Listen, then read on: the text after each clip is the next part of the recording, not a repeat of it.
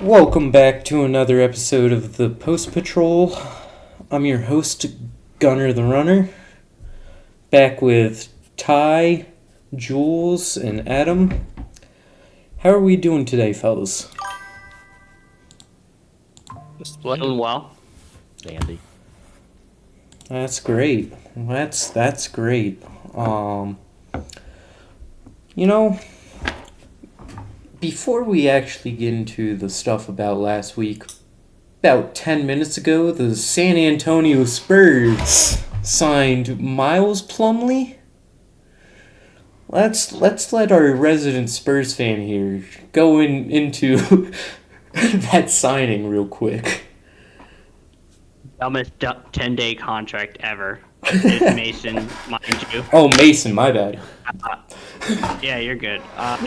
It's dumb. It makes no sense. Like, we have a whole bunch of centers behind Wemby. Cornette, Biyombo, Kelly Olynyk. Like, I don't know why we signed Mason. Maybe it's because to replace James Sohan, but to me, it makes no sense at all. Waste of money.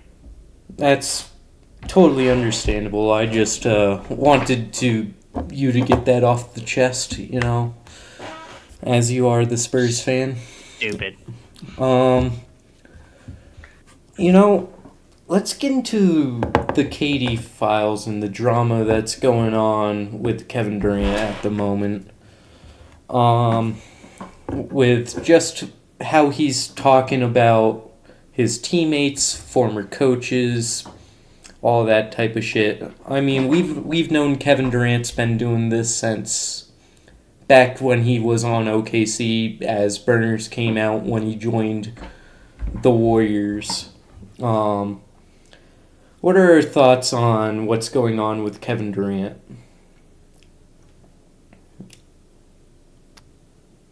I personally think some of it is a little overboard, but some of it is just funny as shit. I'm not gonna lie. Like, what he said about Steve Kerr, I had to chuckle a little bit. Like, damn, like Kevin, like really, like.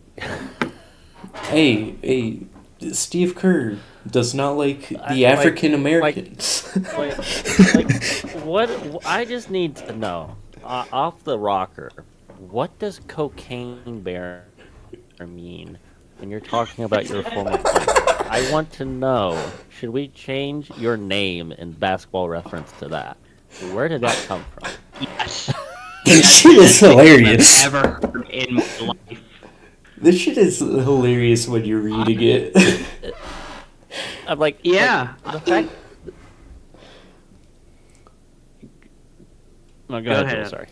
Go ahead. No, I was gonna say for my thing, it's like the fact that we're saying this kind of stuff. There's like two things to this, right? Is that yes, it's completely unacceptable to be behind closed doors and saying this kind of stuff about specifically teammates, old teammates, situations, yada yada yada. But like at the same time, this is a private conversation that we as basketball fans have said about a player one time or the other. He's just keeping just it a the buck. fan. Like, yeah, he's saying this as a fan, not as a player. And I do understand it's irresponsible. Like, the biggest thing is what he said about Sengun and Jabari Smith Jr. Like, that's concerning, right? That is. But all the other stuff, dog, is genuinely the funniest stuff I've ever read in my life. KD, you are a solidified top 10 player of all time now, because if I gave you an iPhone Touch from 2011, you'd be talking shit on it. I am like, shout out to you for being like having accountability of your teammates, but at the same time, at the end of the day, you should be accountable for the stuff that you do, and you haven't done that consistently. So, like, I get it, but at the same time, you're just being a vet. And I guarantee you, there's a whole bunch of other people in the NBA who have done this before, but they're just not dumb enough to get caught doing it. Oh, for sure. Every player's got some sort of burner. It's just how many times Kevin Durant's burners have been leaked. It's just wild. I need to know. besides the cocaine bear, what is going on in Phoenix? Because if you're calling Devin Booker a dictator, and then and then in Golden State, you call out Steph apparently, and everyone in the room looks at you funny. I want to know what the hell's going on behind closed doors at those two organizations. Like, truly, like, something must be going on. Something ain't right. Yeah. Ty, what are your thoughts? Oh, sorry. I want to know more about him calling Steve Kerr a racist. Like, what is... Oh, the basis behind it? Well, yeah, the whole Michael Jordan punch him in the face, but, like, what did he do to KD to make him all butthurt? I think it goes back to the Draymond situation. Probably. I honestly... I do too. I think this tracks because, like, if you go look at him being exec, I mean, shit, he put up Steve Nash on a pedestal, right? Yep. Another Caucasian male, and Steph Curry's mixed. And so is Klay Thompson. Right. So it's like if you go and actually find the underlinings of what KD said, a lot of it is true. It's just how he worded it in a group chat is irresponsible. But again, we've all said this shit in some type of group chat when our favorite players aren't doing well. You know what I mean? So if people find this to be like, oh, you're a lack of a leader and all this kind of stuff, I find it the exact opposite. Because if I'm Sengun and Jabari Smith Jr. in this specific situation, I'm not necessarily going to KD. I now know that in the back of my head. Let me go and play with a chip on my shoulder and be playing better than I was in the first half of the year, because both of them weren't really great. So go like make the run, because the expectation was you guys making a Western Conference Finals, and he's holding you accountable. So go and do that. Go prove him wrong. He got traded specifically to Houston for a reason. You were the core. Go be responsible. You know what I mean? So, and obviously the other half of that is like teammate chemistry is going to be at an all-time low. But again, I'm the thing where you're not friends with your coworkers. You really aren't. And I know the NBA is different because it's athletes, but they still technically are coworkers. So at the end of the day, it is what it is. But shout out to KD for doing this, because this is genuinely the funniest thing I've ever been a part of. What was the shit he said about fucking Kyrie? I forget. Fuck. Oh, he's competing. Him and James are competing against him or something like that.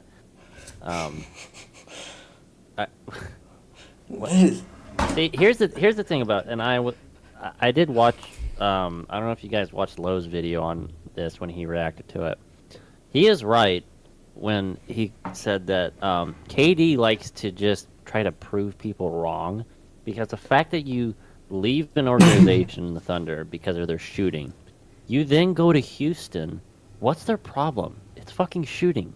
Are you trying to prove that you can try to win with a non-shooting team? You're not wrong. Like, and then right. And then you're like, well, let me try to prove that I can win with Kyrie after I play with Steph and winning 2 titles. I'm going to try to see if I can do what LeBron did. I mean, shit. What you're saying, Adam, is true. Like, KD has always seemed to want to prove people wrong with that type of shit, so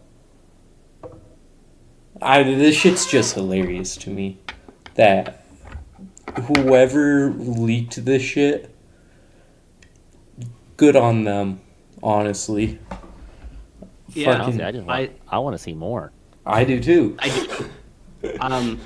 think that it's interesting you said like the LeBron route. Like, if you kind of make this, because KD like throughout the 2010s was always number 2 behind LeBron, but if you can make some type of argument, KD is trying to do what LeBron did, but it always ends up going having a left turn somewhere, right? You know, he's in OKC, who's definitely in a better situation than like Cleveland was, and he has the co-star, he has the team, but he ends up leaving to go and create the super team in Golden State and wins twice, just like my LeBron did, and then he got hurt and doesn't go for the three-peat like LeBron did. and then he goes and leaves, but he doesn't go back home. He goes to try to create another big three because he thinks that that is the set in stone of how you win championships. They're not healthy. And then because of that, he is always trying to be making like the accusatory stuff of just making super teams wherever he goes.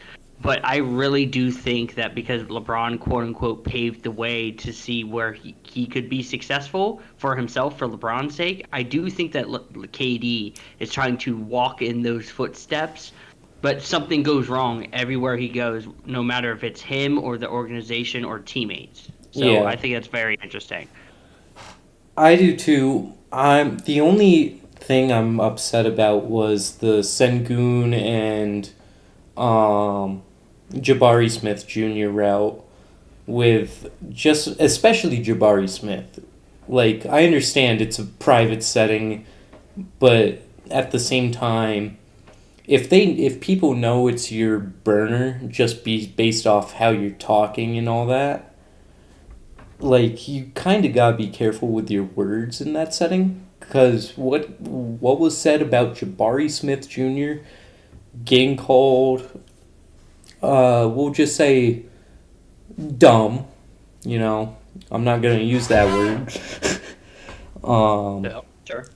But like that's not a good thing to put on your teammates. I understand it might light a fire under Jabari Smith Jr. to try and prove KD wrong, but at the same time, that's not great a great look at all. I'm not sure all the other Rockets are feeling that weren't necessarily called out. They probably all know they have been at some point. That's true, Right. but it's Yeah. just if you if there's a chance of that stuff coming out at all, that's not a good thing at all to just say. You want to be semi-professional, even if it is like a private message. People get fired at group work chats. all the time for things they say, like on social media. Yeah. Like, Sure. Well, I don't know, and I know, like with my profession, I know people that are in jail because of the stuff they're saying, that from private chats, just because of how it looks and all that and stuff that's come out, you know.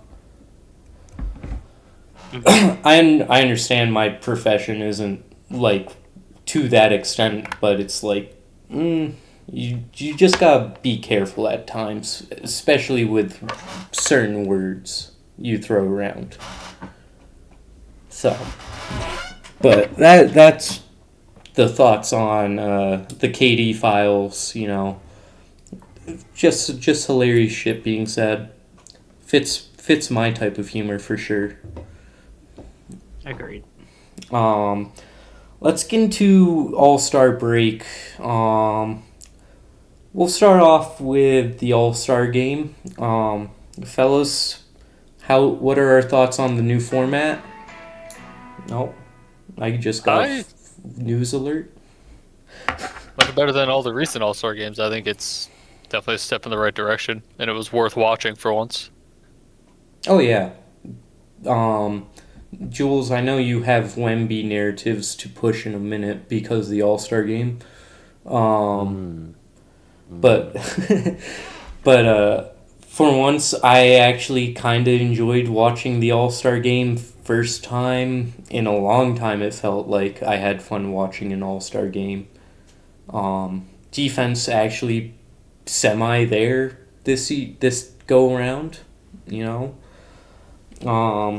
The one quarter game to me fits the format better in general in like a round robin tournament type of thing. So I didn't mind it. I was surprised. Adam, what about you? I did not watch All-Star Weekend this time because for about 5 to 6 years I have just been more deeply traumatized by the state of affairs that All-Star Weekend has been. However, I did catch glimpses of the dunk contest. It is time to get rid of it. We'll I am get not. there, Adam. We'll get Oh, there sorry, in a sorry. second. No, you're good. You're just going ahead a little bit, cause we're gonna get to All Star Saturday. Jules, what about you? So, a couple things. Think the format can be a little bit better, and the reason why is I think you're getting the max amount of effort in one quarter of play, which I think is fine. However, it's now showing that the All-Star game reserves aren't getting as much play time and love because now the Denny Advia fans look stupid as hell. Those 2.5 million votes out of nowhere, wink, wink, that he got total of 6 minutes between two games. That to me, when it comes to all-star games, whatever sport, I think participation it should be incentivized a lot more. And for all-star game reserves for certain teams, they just weren't, as deep as everybody else. Yes, Team World, on paper going into it was supposed to win, but when Luka, Shea, and Jokic playing 3 minutes is essentially 3/4 of your starting five, you're having to play your backups. But then the backups, and the replacements are getting 6 minutes between two games. That to me kind of sucks. And for the people who voted for those guys in, I would want to see them more just to show that the NBA is listening to the fans. So to me, what I would do is have the same round table kind of format, but but make it into two 10-minute halves, kind of like the NCAA. I know there were 20 minutes, but two 10-minute halves to where essentially you're getting more play time and you're being able to see different lineups and all this kind of stuff, and there's legitimate heaters because, for example, right, Kawhi Leonard in Game 2 against the Team World had that 31-point quarter, quote-unquote, and I don't think we would have seen that in a typical All-Star game if it's 4 quarters. So if it was in two halves of 10 minutes, that third and one could have easily been like 60, and he could have broken the All-Star game points record. And that would be an indicator that, oh, cool, he gets an All-Star game MVP, whatever. But it's a really good baseline, but I think they can expand it just a little bit more to incentivize more play time for everybody and making sure that everything is fair. You know what I mean?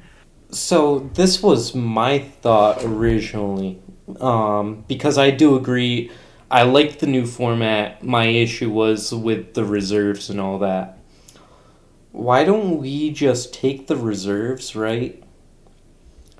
And you have them as their own team. In a way, That or you break it up more. So you have 2 Team Worlds along with 2 USA teams, except, I wouldn't say the reserves, but, you have 1 or 2 star players on one team for the US and the other 3 that were voted in on the other one, and then it's the mix of the reserves, and it's the same thing for Team World, if that makes sense. That's my thought going into it. So instead, you have 2 Team World, 2 USA teams. I would say that's a good idea. In let's just say 5 years time, because what the problem would be.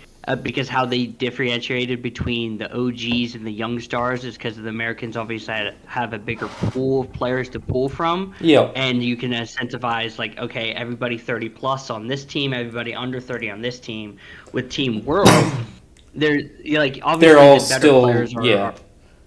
Yeah, they're either right around 30 or just a little bit younger, and then the older European players are just not all-stars. So if the influx of European players continues to trickle to the NBA, and we have enough foreign players to to create 2 full teams, I'm totally with that. I think that's a fantastic idea because now you're getting more of the table type of stuff and more competitiveness through the OG Europeans versus the young Europeans, OG USA team, and then the young stars. So it's I think it's a good idea if it's in a couple years. If again the influx of Europeans or just foreign talent in general coming to the NBA. Yeah, and that was just my thought on it. Go ahead, Ty. Yeah, 2 things to add. I think this year we saw, like, because Shea went out, his backup had to be a Worlds player, right? I think if they switch it to 2 USA teams, 1 Worlds team, and then 1 mixed team, that gives them flexibility to replace, like, injured All-Stars with the appropriate player, not the appropriate player from the, That like, wouldn't be either bad USA or World. either. Yeah, that wouldn't be bad either. I think that would help balance it out. And then my second thing is I hate the whole first to score 40 or the first to 5 in overtime. I think that just, like, when you see a game winner, the Scotty Barnes game winner, like 2 minutes into overtime, like, that doesn't mean anything. Like, I think they should just play it down to a certain amount of time, no matter the score. Do a 5-minute OT like they Right. do normally. I understand that. I'm with that as well. I don't like Those would be my 2 updates, yeah. I don't like the OT rules with the. I think you're right. I think it is first to 5. So that's another good point as well. Adam, now we're getting into All-Star Saturday. You did not like the dunk contest from the clips. It's time. It's time. I've seen enough. We've run out of dunks to do. The players that are in it that are winning the dunk contest, quite frankly, like, what's the point? Like, why are we doing something that is just? I doubt anybody knows. Like 95% of people know who won the dunk contest this year. That's how I didn't watch All-Star Saturday. I didn't have time. Yeah, exactly. Like, what is it? Like, you're not. It's like, just make it like All-Star Saturday. Just give the players a day off. Let them hang out, do whatever. Like, have them go out to the bar. I don't know, but having them participate in a dunk contest where it's not even like taken seriously anymore. I'm sorry, like, it's time. I will say this real quick. I am upset at this year's All-Star break. I did not know it was going to be at 5 p.m. EST or Eastern Standard. I didn't know that. I was out all day. I didn't get back to the place because I had family over until 5:30, and I'm like, oh, it's All-Star Saturday. Let me turn it on and watch. Didn't know that it was already over. I'm like, great. So I only saw the clips of stuff and all that, and I'm like, yeah, this is not great. I go back to 7 p.m. Eastern Standard or 8 p.m., whatever it was before. It's just better for my schedule. Right.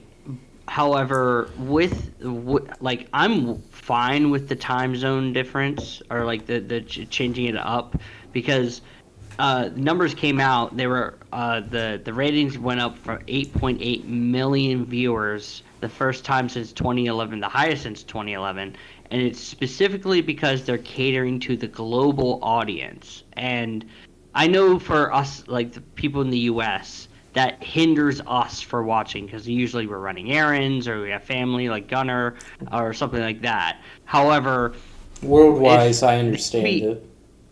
Yeah, but for if the NBA wants to be a global thing, which they're clearly gearing towards, this is probably the best change for them because majority of the viewers who watched it were not from the U.S. That's and true. I think that's tremendous.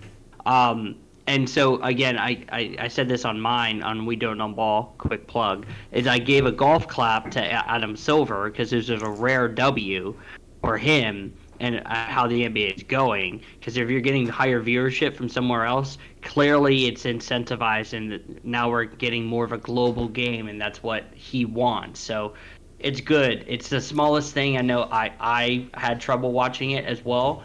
However, it's probably best for cause to get, geared towards the global audience instead of just us. That's true. Ty, what were your thoughts on All-Star Saturday? I didn't get to watch it. I worked till 7:30 on Saturday. I Oh. saw the Jackson Hayes electric 1-foot rim grazer. Saw the Heat player. I don't even know his name. He didn't even do any good dunks. He was just the best dancer. Like, Fuck that guy. it was just. I'm glad I worked and didn't have to watch it. Was it Hightower?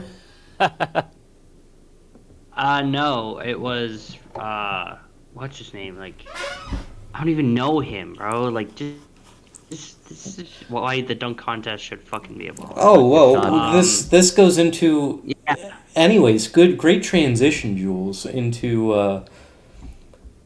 we should just get rid of All-Star Saturday, like Adam's saying. Or not get rid of it, but if you're going to have it, change it up. Change it to something else other than the three-point contest, other than the dunk contest. There's a few different routes you can go with it. If someone wants to start, or I can, either or. So my quick thoughts with the slam dunk contest. What if we were to keep it? This was my suggestion. Make it like a King of the Hill. And make it out of 100 instead of like a cumulative thing, because obviously the judges, Dwayne Wade, looking at you, don't know how to judge dunks at all, and for arguably around 10 years, for the people who should have won the dunk contest didn't win when they had the highest total score, and. I mean, you guys. I know you guys know me as a Spurs fan. My guy Carter Bryant got fucking robbed because Sir Dance Man from Miami danced his way to the fucking slam dunk contest. Could have been their mascot. Championship. yeah, it could have been their mascot. Ty, I agree. But I think it should be King the Hill and have, if we keep it, have more participants. Like the 3-point contest, get 8 guys, and then each round the lowest score gets eliminated, and then the next round, so on and so forth until you have your final 2, and then have a dunk off. And then the 3-point contest, Devin Booker, you're a choker. Damian Lillard has always been better than you, even with a torn Achilles. He has now have 3 3-point contest wins on 5 Achilles. That's hilarious. As for All-Star Saturday in general, it's tricky to try to make corrections because if we even abolish the dunk contest, the biggest thing has come up in the NBA community is 1v1s, and we saw that in Unrivaled just the week prior. And once you get a mismatch with Paige Beckers and I forget the other girl's name, but once you have a decisive mismatch, that's not pretty basketball. It's just not. So, or imagine a Victor Wembanyama in a 1v1. Of course, Victor's gonna win that, right? Oh, for sure. There's that in Jules. They used to do this in general. The 1v1 tournament All-Star Weekend. Bob McAdoo is Cooking. what? Oh no, because the finals I was watching it was JoJo White and Bob McAdoo. JoJo White, great guard defender. Don't get me wrong. He was not going to stop a Bob McAdoo post up. So exactly.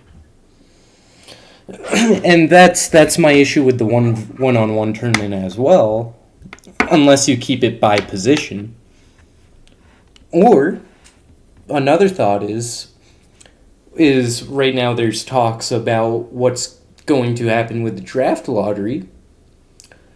What I think they should do, move the draft lottery up till All-Star Saturday, Let the end half of the season go into next year and count for next year for the draft lottery, and you do the lottery on All-Star Saturday instead. You might pull a good amount of viewers with that. And that would incentivize, like we were talking about earlier, Jules, teams not tanking in the second half of the season for sure. And teams don't even know if they're going to be a playoff or play-in team until around December or even All-Star weekend. Especially right now, the Charlotte Hornets have made a push for the play-in. So we don't know. I'm definitely with that, and you know it's funny. Shout out one of my I guess like one of my hosts who said this to me a long time ago, and I just want to pull the tweet up. So he had the idea of the lottery teams getting into a tournament and basically playing for the first overall pick and then descending order. So whoever loses That'd be sick too. Championship game would be second overall, third place team, fourth, so on and so forth. And he had this idea for a long time. And he told me this about, I don't know, like 8 months ago or so. And I pulled this tweet up on my phone from Legion Hoops on Twitter, saying that the developing, quote, the NBA is discussing and creating a tournament along with lottery teams to determine draft order and to stop tanking. That's another way to defer from tanking, is having the bad teams just play out to get the number one overall pick for AJ DeBonza or Darren Peterson or whoever it may be. So shout out to you, Tony Styles, for having that idea, and the NBA completely stealing your original idea. That's another way to where you can say you can't tank, because then teams with your pick or whatever who are playoff teams could get the number one overall pick or so on and so forth. There's like loopholes into this stuff, but at the end of the day, I think having the draft lottery at All-Star weekend or All-Star on Saturday, or having a tournament would be the best two decisions going forward. That'd be a very interesting concept as well. I don't mind that idea. Ty, is there any other thoughts on what you would think to make All-Star Saturday more enjoyable? The other thing I thought to make the 1v1 tournament work is like each team sends a one player, and then maybe do like a Friday, get all the first round done, then Saturday you just finish off the 1v1 tournament where every team sends one player. Because a lot of people may not be fans of the NBA, but they may be fans of like a specific team. So if every team sends one player, you may get more viewers, people rooting for like their team's player. I don't know how that would work logistically, but that's how I was thinking about the 1v1 tournament. That makes sense too. Adam, anything else to make All-Star Saturday better in your eyes? I like the 1v1 idea. Other than that, start cutting the meat off. It's time. It's time, buddy. Well, I'm going to go into All-Star Friday real quick. Fuck the celebrity All-Star game. No one cares about that shit. The only thing like about it that was entertaining is fucking Taco Fall going for 20 and 20. Like, even then, he shouldn't have even been in. He's still a professional basketball player over in China. What are we doing?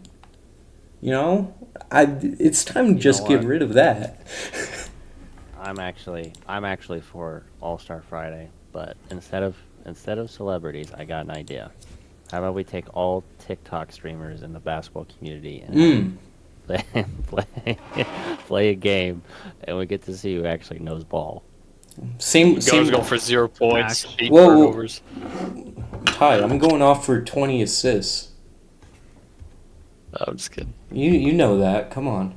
I ain't gonna score. But it has to be to I don't know how this would work, but it's like each team, like it's like the worst. It's like the worst takes imaginable these people have had. It's like on a bulletin board, and then just match with that other player. You know what? I'm for it, Adam. I mean, you have the list going. You'd provide them with some great takes. That was said. It's So it's the Masca Ballers versus the Jordan Glazers. with that being said, for Speaking of Jordan Blazers, they're in shambles right now. I mean, shit. That's another thing that happened this weekend as well. A video of Michael Jordan, we'll say, patting down a kid.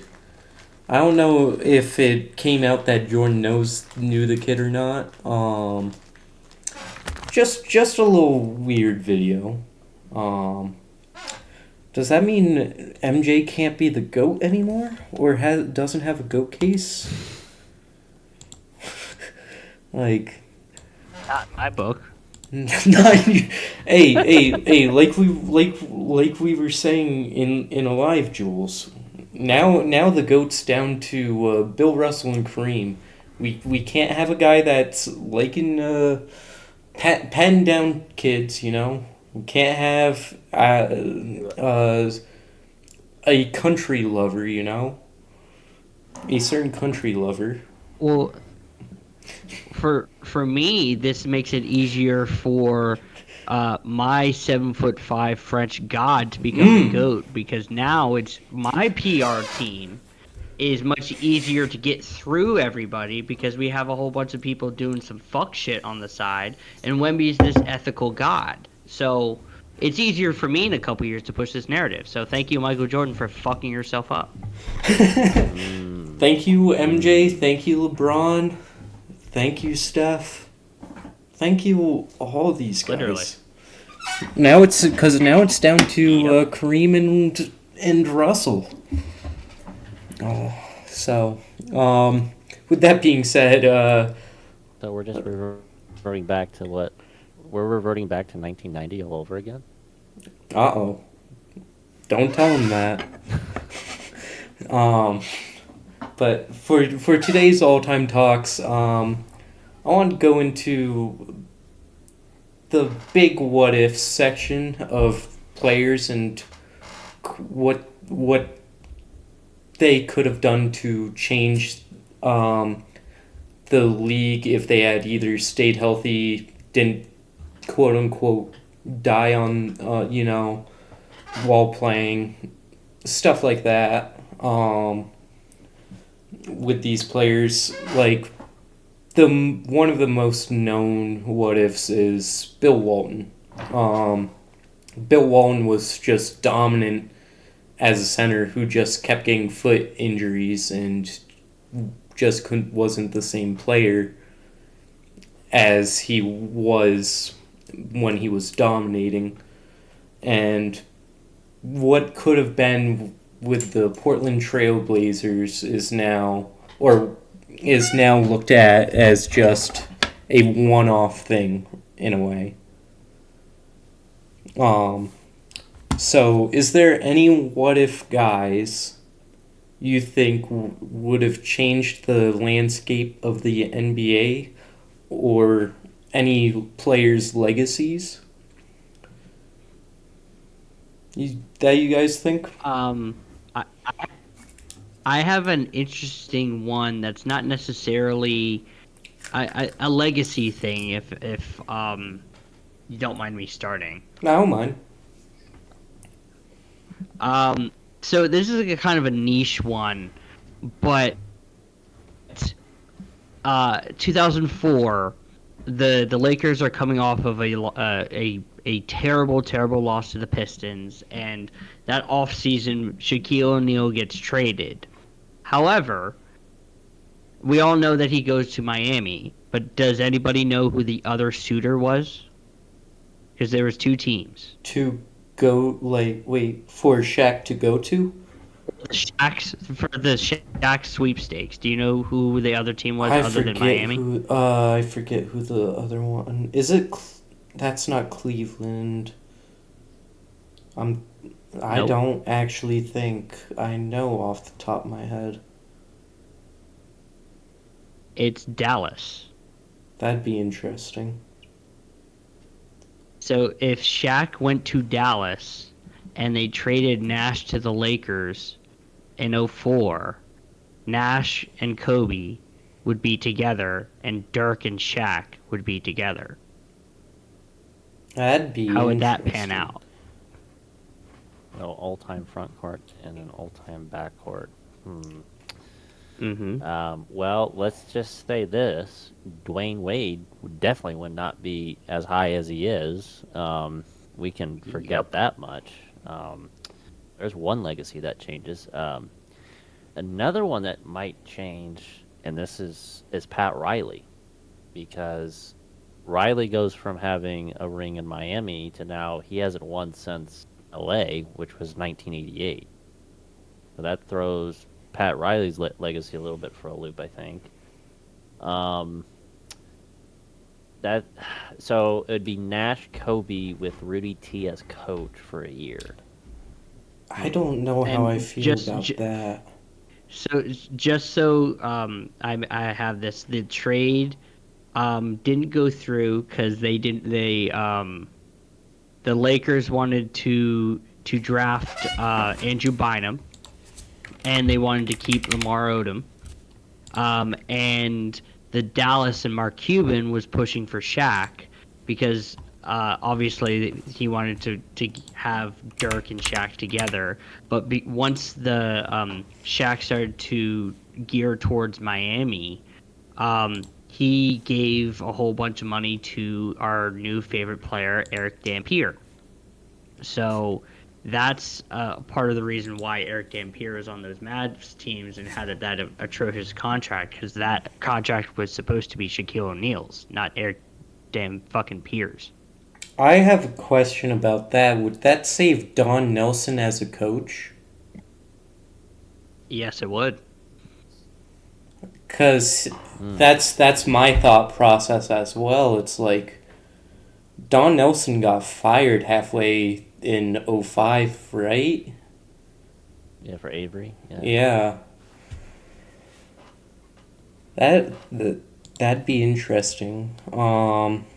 My thing with the Lakers is I know Rudy T's very big on team play. Nash would fit his system, but Rudy T's also big on defense as well as a coach, and he'd probably be looking to hide Nash defensively. From what I understand, it's a very interesting scenario. Yeah. I've had that in my back pocket for a little bit, so that's why I wanted to ask. No, that's a great one. Adam, what about you? Is there a what if? So I've got a few. So one of them, I think there's a couple Boston ones. Obviously, the Len Bias one is an important one. Another one is if Bernard King goes to Boston. Apparently, back in I think it was 80, either 80. When did Bernard go to Washington? That year, 86, I got you. 87. Bernard King. What? He goes to Washington in '88. 88. So like apparently the story goes he had a meeting with Boston, and so he actually was going to sign there, and then Washington matched that offer. So apparently when the '88 season rolls around, Bird and the Celtics and the Bullets are playing a regular season game, and Bird tells him, "You cost me a ring." That could have been a very interesting situation. Another one, I think, the big obvious one, if Magic Johnson doesn't retire after the '91 season, one legacy it does affect, most importantly, is John Stockton. He's no longer the assist champ. It would be Magic Johnson. Sorry, John. But yeah.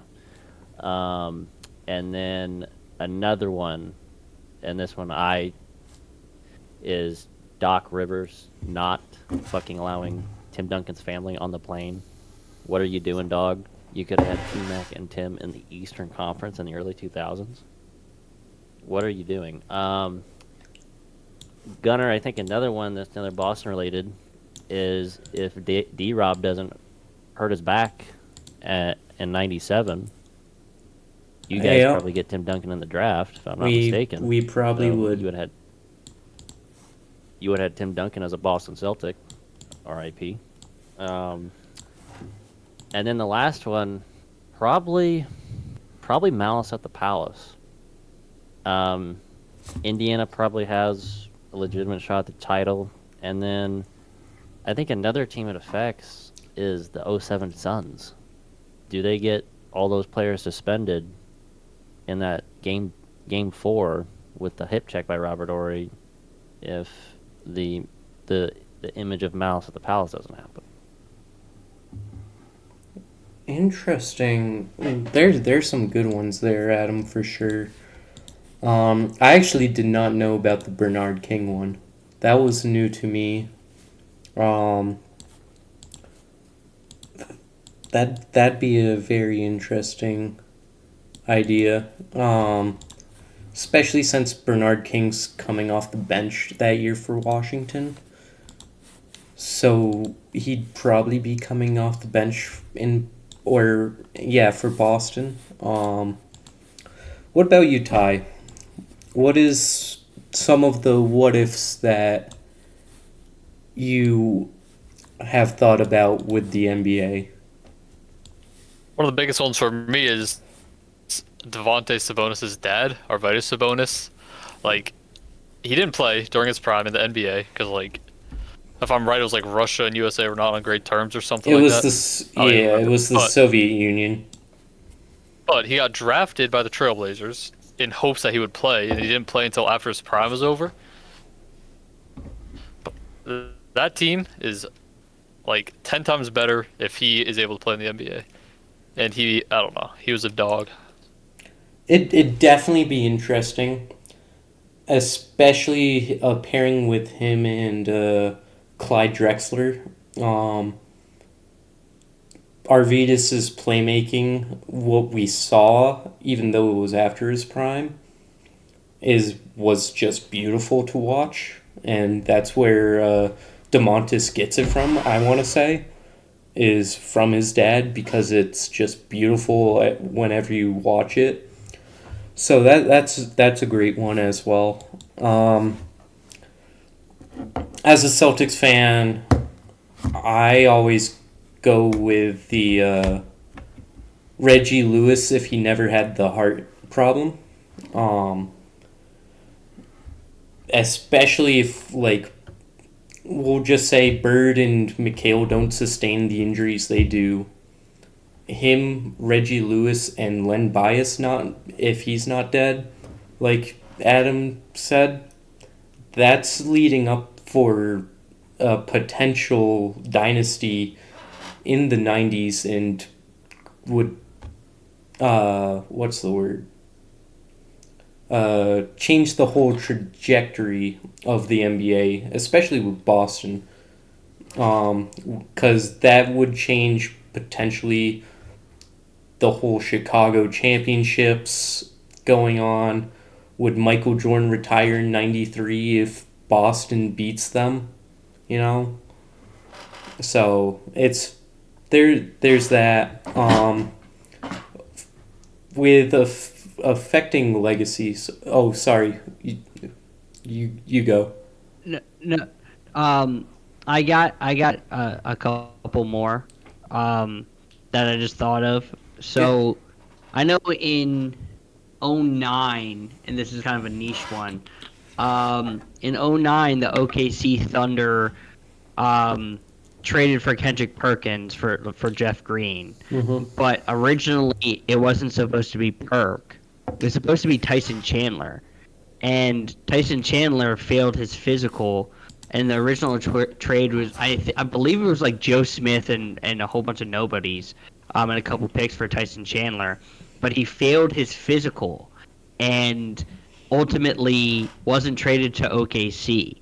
And obviously Tyson Chandler is a decoy and a main factor with Dirk in winning that 2011 Finals run. So if Tyson Chandler's in OKC, everybody talks about, oh, if they didn't trade Harden.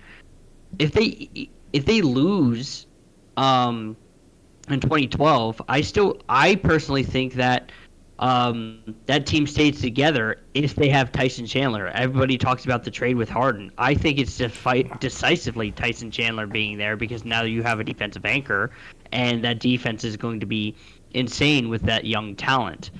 So I think that's one. The other one, funny enough, is what if Kobe Bryant answered KG's calls in 2007? Oh, that's a good one. Because a lot of people brushed that under the rug, and KG came out and said that he wasn't originally going to Boston. The reason why he went to Boston was because Kobe didn't answer his phone. He called him like multiple times, and Kobe just didn't answer.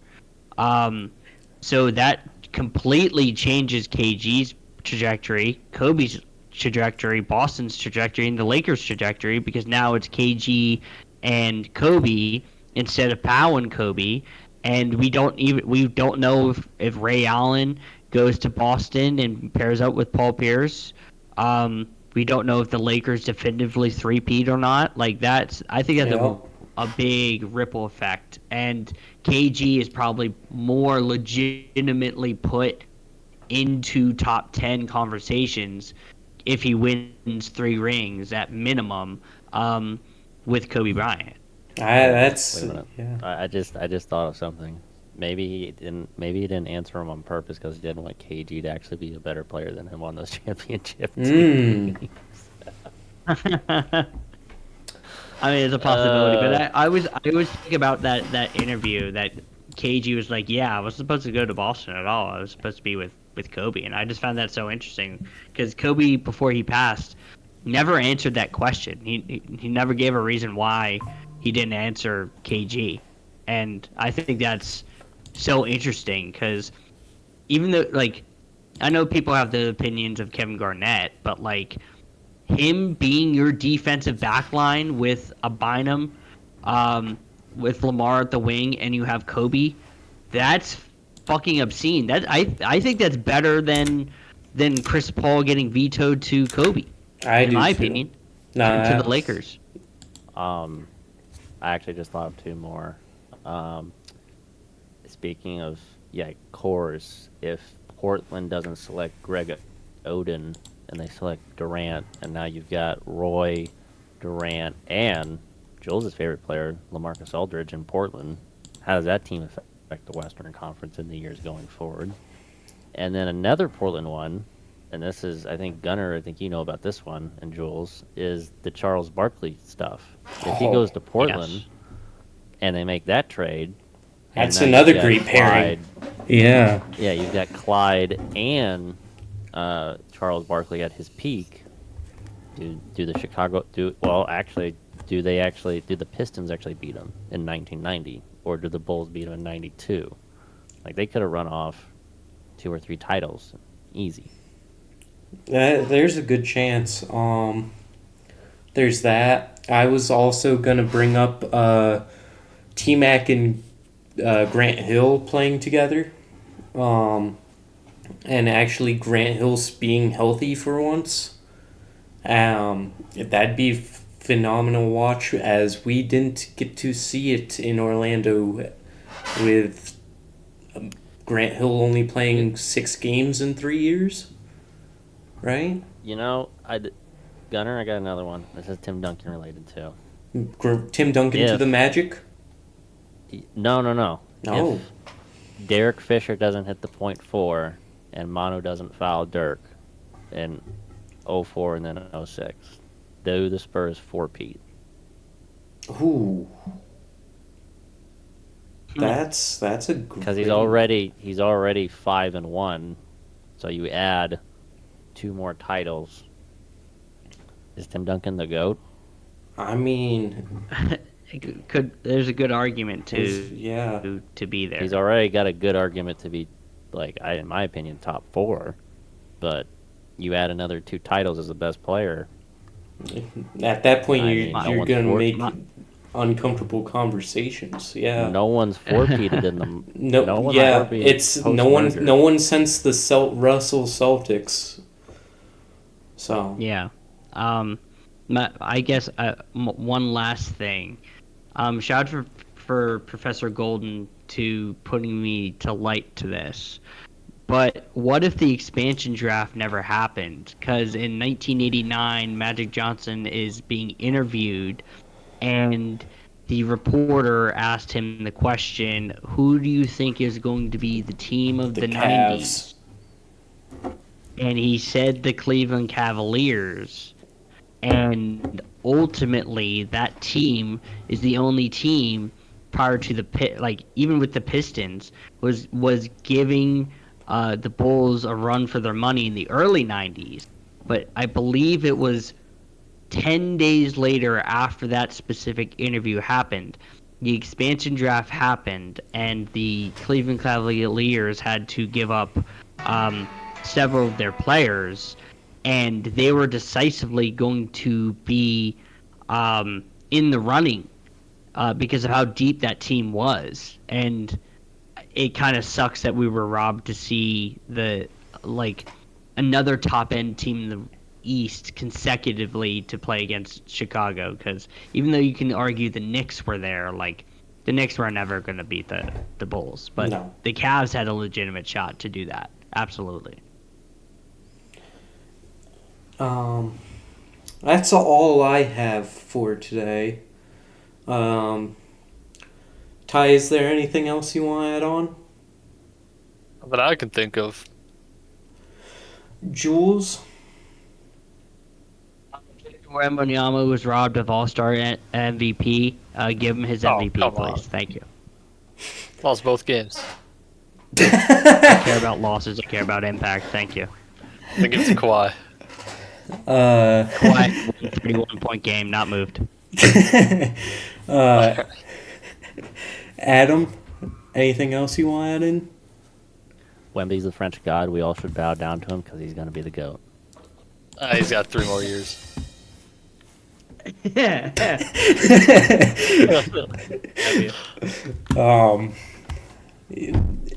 Jules, Adam, plug away. I'm Jules, Jules Compton on TikTok.